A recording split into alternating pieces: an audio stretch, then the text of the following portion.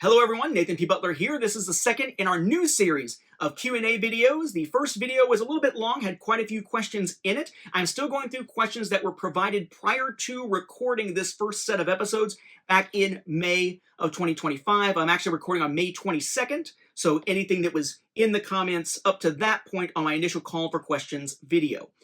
If you have questions that you would like to ask that are not already covered, feel free to put them in the comments of this video. I will gather them up and use them as possible questions in the future. Bear in mind, if you'd like me to answer a question in the comments, make sure you say so, or I will assume that you want me to wait. So, picking up where we left off, more questions.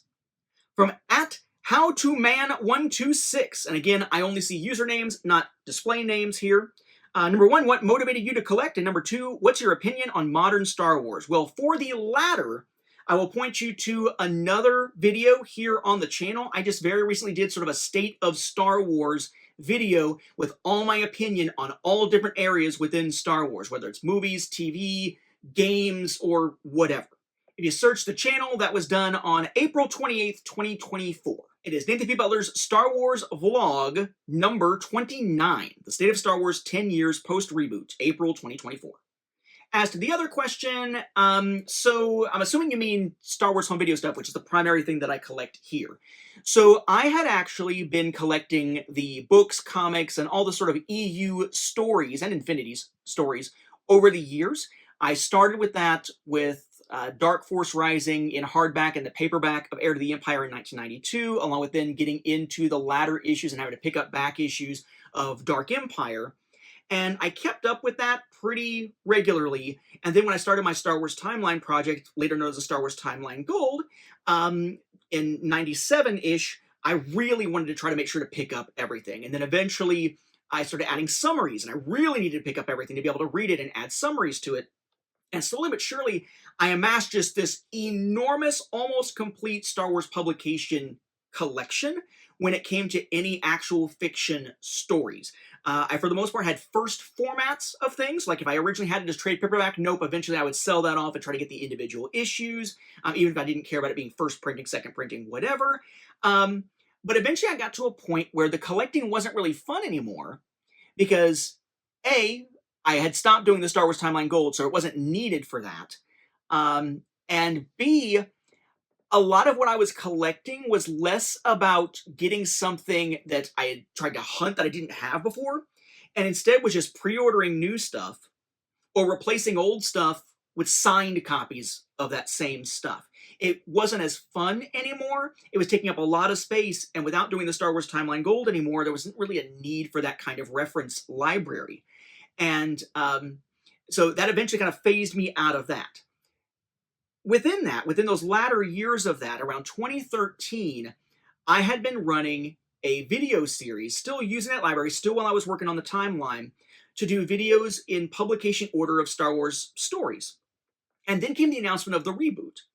And that concept became kind of a lightning rod where anything Legends related, old EU, whatever you want to call it, was just a lightning rod for people being a-holes online, pretty much, for a while. And I had found interest, though, in a side series that would focus on Star Wars home video, because I thought this is kind of a cool thing to collect. I already have quite a few. No, I'd scratched the surface and didn't realize it. And I started that sister series from the Star Wars home video library rather than from the Star Wars library. From the Star Wars library, went on indefinite hiatus and never returned because eventually I sold off that giant library of books, comics, and so forth to make room for the home video library. And it grew and grew and grew. And part of that growing, just kind of like with the Star Wars Timeline Gold, impelling me, is that the word? It caused me to want to get everything story-wise to make sure I could cover it. I kind of felt the same way about home video as From the Star Wars Home Video Library was gaining steam, A Saga Home Video's first edition was gaining steam, and then heading towards a second edition.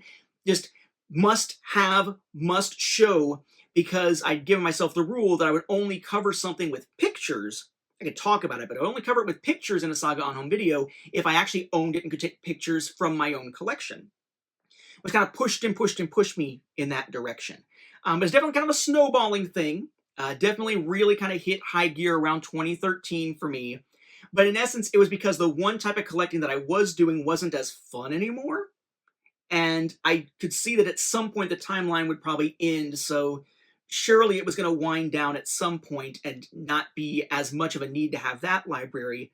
And just having a passion for the Star Wars home video stuff, which I found is kind of a niche because there really aren't a lot of resources for Star Wars home video stuff out there. There wasn't at the time. There still really aren't a ton these days. So again, that kind of played into something I talked about in the last video, that urge to teach, that urge to explain and teach about stuff that I care about or stuff that I'm passionate about. So kind of led in that direction. But in essence, it was kind of the timing of getting into that and the series ramping up and wanting to do the book and having that kind of ramp up at the same time that all the other collecting had kind of died off for me, and eventually I wound up selling it off. That brings us to a question from the Phantom Fanboy, who asks, what is your holy grail to find?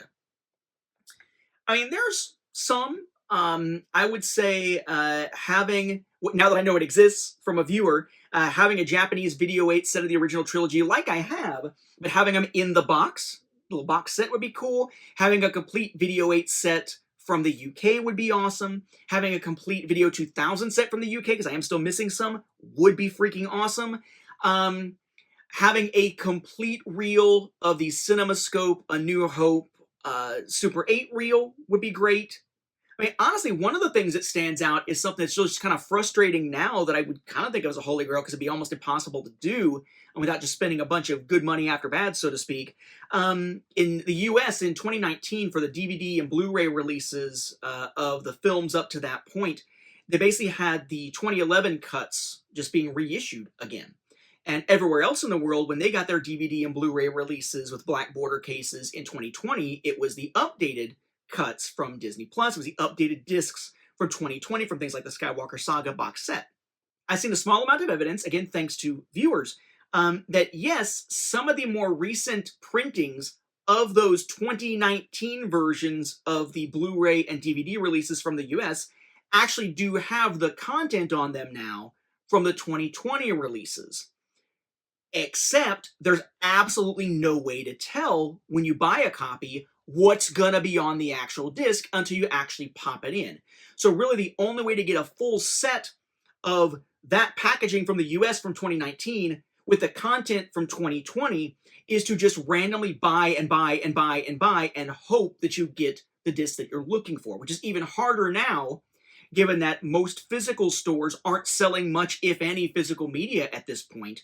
And online retailers, you never know when they might have gotten their stock. So it might be old stuff sitting around. That'll be those 2011 cuts. It might be the 2019 cuts that first hit home video in other regions in 2020, on those formats at least, that maybe they're from newer stock. I tried doing this a couple of times, including through Disney Movie Club. You would figure Disney Movie Club would have some of the newer printings of stuff because it's straight from Disney, but no. I've only run into the 2019 versions when trying to buy 2019 versions to get 2020 version discs. So having that as a collection would be cool, but I'm not holding my breath on that at all. It's impossible to tell by looking, and I'm not going to just randomly buy a bunch of copies and hope. Screw that, there's too many of them. But that would be a holy grail to actually have those. A question from Frank Bizoko, 1954. What do you plan to do with all this stuff when it comes time to be one with the Force? Because as much as we would like, we can't be around forever. Honestly, I have no idea. You know, I would hope that maybe my son would be into it and be able to appreciate it. If not, maybe my wife and son together could sell it off to get some more funds once I am gone. Or, you know, maybe it falls under the it belongs in a museum. Maybe someone might appreciate it as part of a Star Wars museum of some kind. You know, maybe, you know, see if Steve Sansweet and Rancho Obi-Wan could use it. But unless something happens to me early, he'll probably go before I do because he's older than I am. So I really don't know. But to be honest, I don't really care that much. I don't feel like this is preserving for another generation. I think like right now it is getting to enjoy, getting to inform and teach. The legacy is not the stuff. The legacy, I would hope, for those who care about this stuff, is the video content and the book to inform others. The knowledge being passed along, not necessarily the physical stuff. The next set of questions, it's 5 questions coming from 80s Film Fan 40. I'll just do these one at a time. So first, what are your favorite home media releases that you own? Well, anything Blu-ray 3D I love because I enjoy watching that stuff. I'm a fan of rare display pieces like the V2000 stuff or the Video 8 stuff out of the UK or Japan and the UK respectively. For sheer class, I really enjoy the one-click sets from Blue fans, especially that Rogue One set that looks really nice.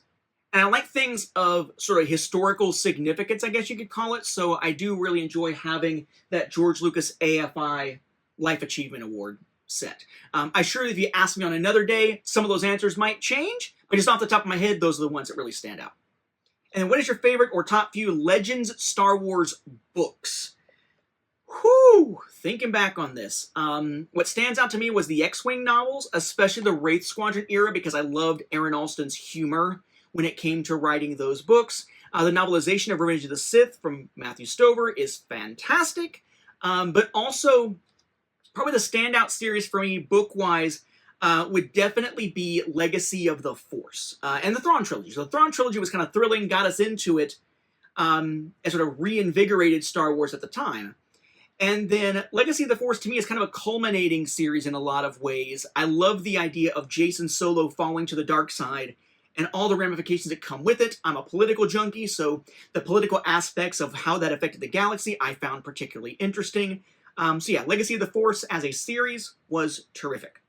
Then what are your favorite books and can include novelizations in the current canon timeline?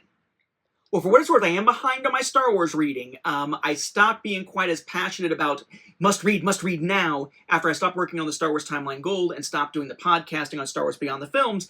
And then I spent a long time, well, not a long time, but a big chunk of time, months, reading through all of the Wheel of Time. And that caused me to get behind on Star Wars reading, and I still haven't fully caught up. But if I were to look at a list of them, what stands out to me would be, let's see, first Lost Stars, for certain. I really enjoyed Lost Stars. It's kind of Romeo and Juliet in Star Wars, so to speak, but less of a cautionary tale to some degree there. Dark Disciple, that wrapped up, we thought, the story of Asajj Ventress and Quinlan Vos in the Clone Wars. Next question, what are the best and worst novelizations of the films? Can be adult novels, junior novels, comics, etc. I tend to find that most of the comic adaptations are pretty bland just because they're not really doing much different. You tend to see extended scenes more in the novelizations than in the comic adaptations. Junior novels, kind of the same thing, typically. For the novelizations, I tend to not be as big a fan of the earlier ones for the original trilogy because they didn't usually add much so much as be contradictory. And then for the prequels, I thought Phantom Menace was serviceable enough, Attack of the Clones, serviceable enough, but Revenge of the Sith as a novelization was absolutely fantastic. And then for the more modern films, they didn't really add a ton. There are some that I think Last Jedi added a fair amount, but generally speaking, I didn't feel like those were adding a lot, but where they did add, it helped to provide explanations and backstory that was necessary in some cases for the films. In particular, Rise of Skywalker actually gave us a little bit of background on somehow Palpatine returned, which was welcome, but shouldn't have been necessary.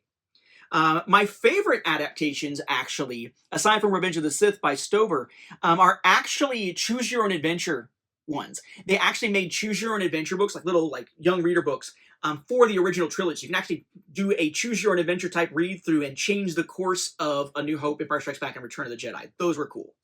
Then the last question from 80s Film Fan 40. And finally, what are your thoughts on Duel of the Fates and how does it compare to The Rise of Skywalker for you? I have no idea. I have not read it. I have not pursued any information about it. Alternate drafts really haven't been my thing over the years and still really aren't. Then 3 questions here from James Lawner. Number 1, what has been the best year for Star Wars home video releases? Honestly, I'm not sure I could say yet, but keep an eye out because I am going to be doing sort of a retrospective looking back on things myself as I've been doing that Star Wars home video year by year. And I'm going to try to figure out sort of a top however many years of Star Wars home video. And worst years. So there will be a pair of videos at some point, probably after that series wraps up later in 2025, or at least goes on hiatus, waiting for me to be able to do a 2025 episode in 2026. So that question will be answered in significant detail in the future once I have more time to think about it. Number 2, what do you think of Star Trek Strange New Worlds? It's great. I really enjoy Strange New Worlds. It is definitely the best of modern Trek. Even more so than Lower Decks, though Lower Decks was pretty awesome. Strange New Worlds just captures that adventurous flavor. I love the theme song. I was very skeptical of the current Spock when he was introduced in Discovery. I do enjoy his portrayal in Strange New Worlds. Not as sold yet on New Kirk, though. And then number 3, have you ever participated in any tabletop tournaments? I have not personally, but I did work at a comic shop for years that used to host those types of tournaments, so I've been privy to them and around them, but not actually participating in them myself. Then a question from M. Nightstalker X. Are the original unaltered version of Star Wars on VHS tape that have number in opening crawl really the original versions? Some typos in there, but I get the gist. Since it's talking about the number being there, I'm assuming we're just talking about the original film. And that depends on your perspective, right? The original theatrical releases did not have a number or subtitle. So it's kind of answering your own question there, right? Those are not technically the original versions.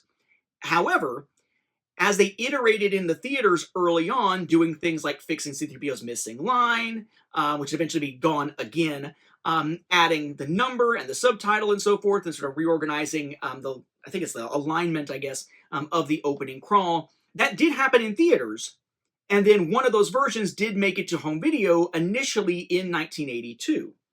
So 1982, 1983, 1984 era releases of A New Hope on VHS would be sort of an original version, right? It's an original theatrical version, but not the original theatrical version.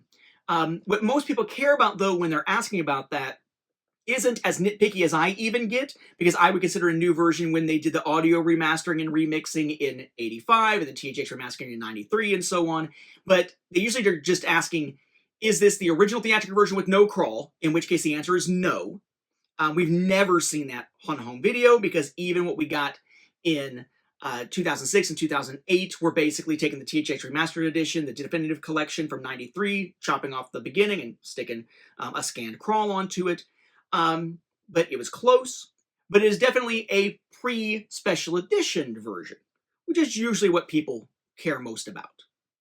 Then at EnderDrag6491 asks, have you ever had an interest in collecting Star Wars music? No, I have not. I enjoy Star Wars music. It's not something I generally listen to for fun. I enjoy it in context of the films and the TV series and the video games and so forth. There are some that really stand out to me, some that I will actually listen to from time to time just for enjoyment, like the in theme of Ahsoka is awesome, the way it blends Ahsoka's theme, Sabine's, and Hera's all together.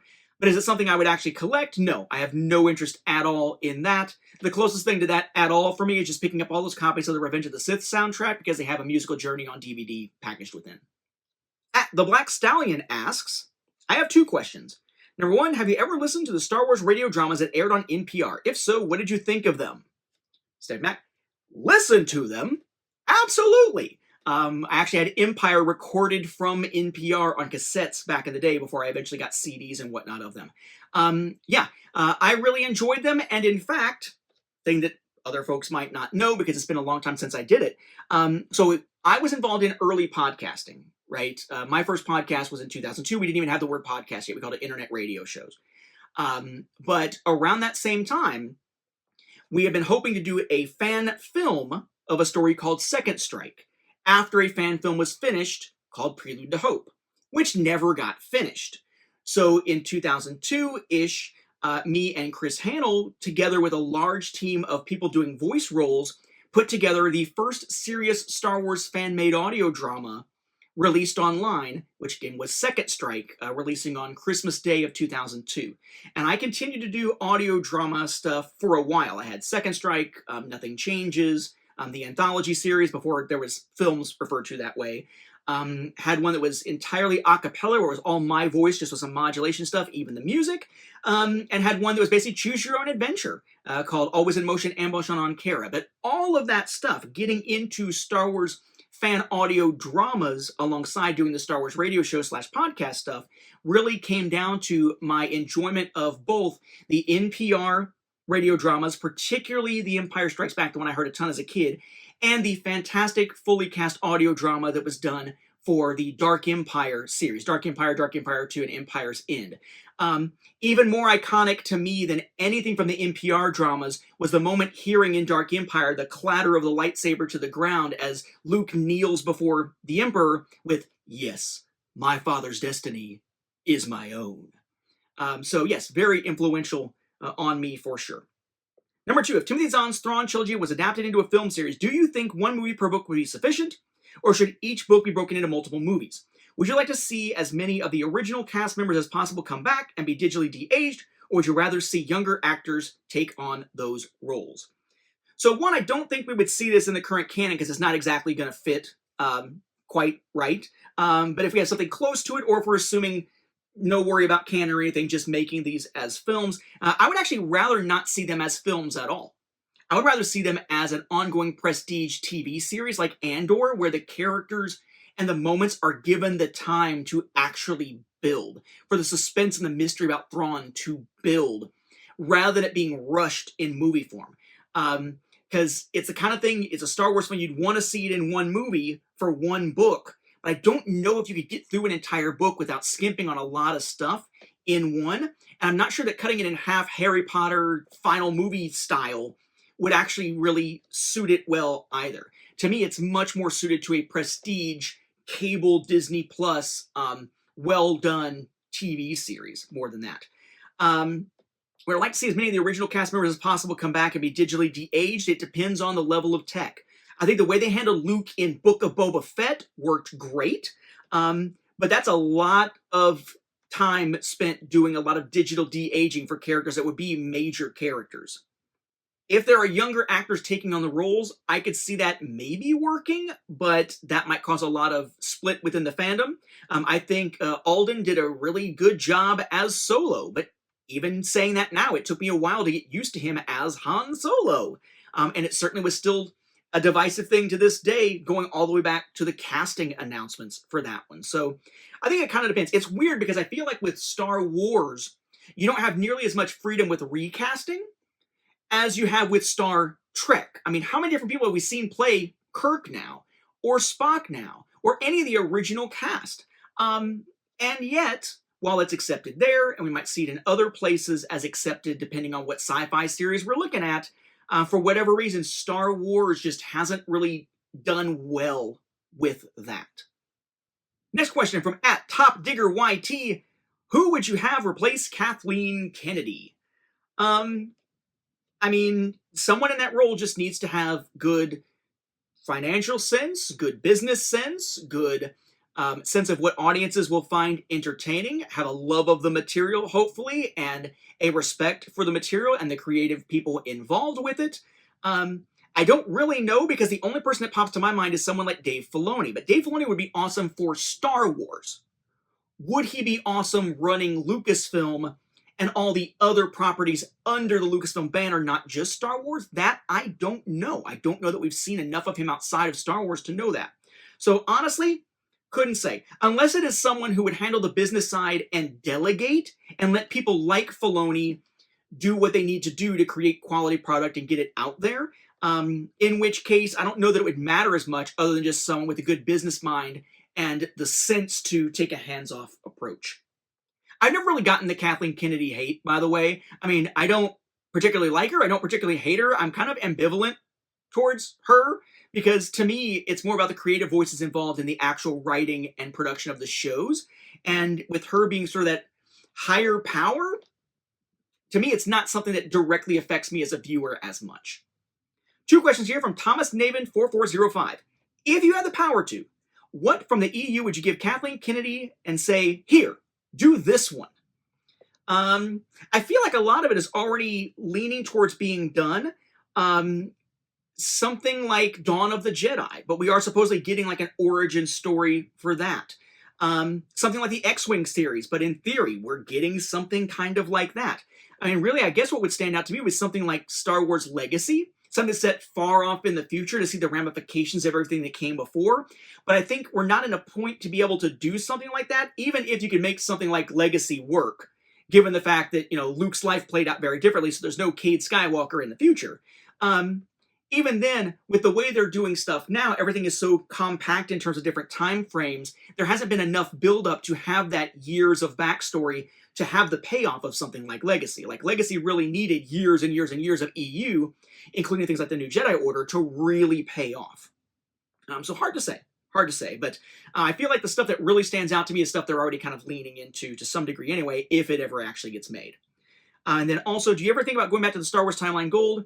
It's still, to my mind, the single greatest piece of fan work out there. Well, first of all, thank you very much. You can find that, by the way, if you don't know what he's talking about there at StarWarsFanWorks.com/timeline. It was the single most comprehensive Star Wars chronology document available anywhere as of the time that it ended in 2018. It may still be, possibly.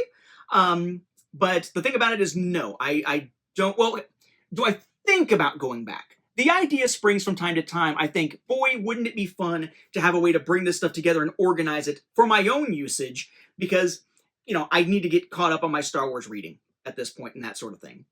But at the same time, I remember the things that frustrated me around the time that I stopped working on it, like the vague dates and things like that. So to that extent, I don't know that they really fixed that at this point. And I find it is more and more of a daunting prospect to the point of being an impossibility the further out we get from it. Because I stopped working on it in 2018. So here we are in 2025. Pretty soon we'll be at, 2028 and so on.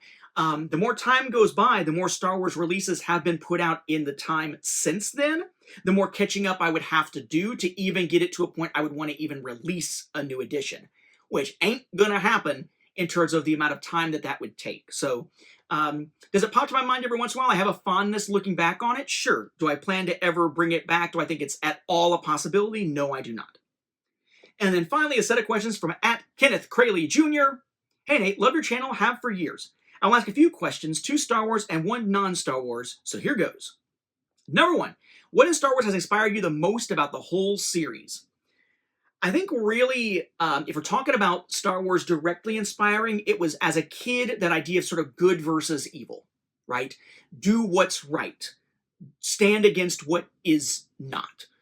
That kind of early moral message that you can get from a lot of different places, but it's kind of the point of what Lucas was trying to do, telling Star Wars as a modern myth, so to speak, was to impart those types of lessons on young people, and I was young at the time and took in those lessons for sure.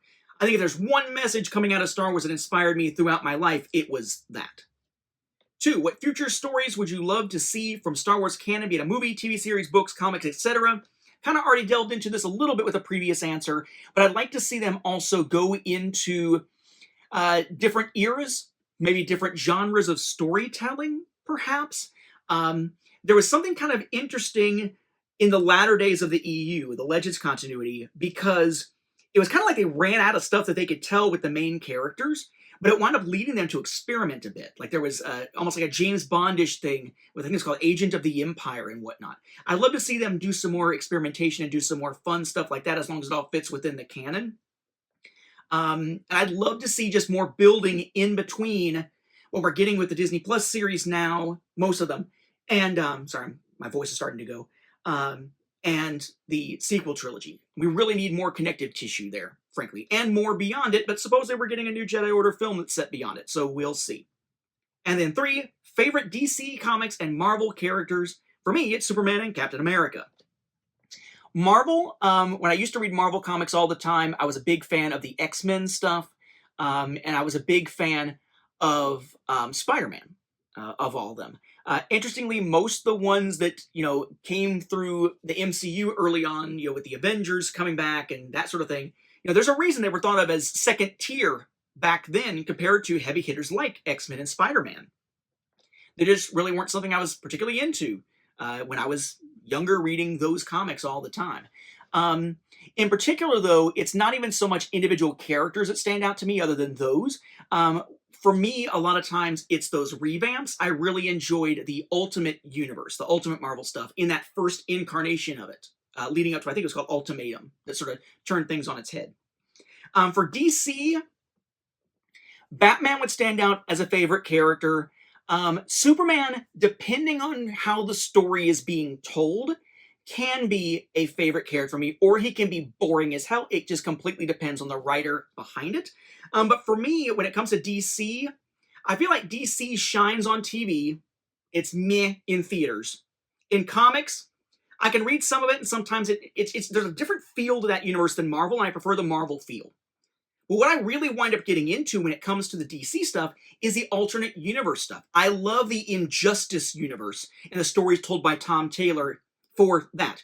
Or I think it's called Knights of Steel. Another one, I believe, by Tom Taylor. That's another alternate universe. Superman Speeding Bullets, where what if basically Kal-El crashes in Gotham City and is raised by the Waynes and he becomes Batman before ever becoming Superman. I love alternate universe tales and riffs on DC stuff, more so than just the regular DC stuff. Something about that mainline DC universe doesn't grab me as much as their alternate takes on it, where they get a chance to play and have a little bit more risky fun with the ideas. And that, I believe, wraps it up. I think that's every single question that was asked prior to May 22nd when I recorded this particular episode. So if you have any other questions you would like to see asked in a future Q&A, leave them in the comments on this video or the previous video. I will grab those and use some or all of them on future Q&A episodes. My thanks to those who submitted questions this time around. And yeah, I look forward to speaking with you, so to speak, through the next Q&A episode.